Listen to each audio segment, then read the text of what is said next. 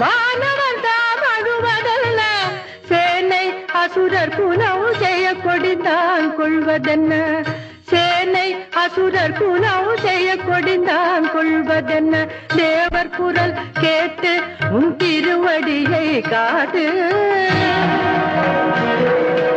அபயக்கரம் நீட்டு உன் அருள் முகத்தை காட்டு. தேவர் குரல் கேட்டு உன் திருவடியை காட்டு, அபயக்கரம் நீட்டு உன் அருள் முகத்தை காட்டு.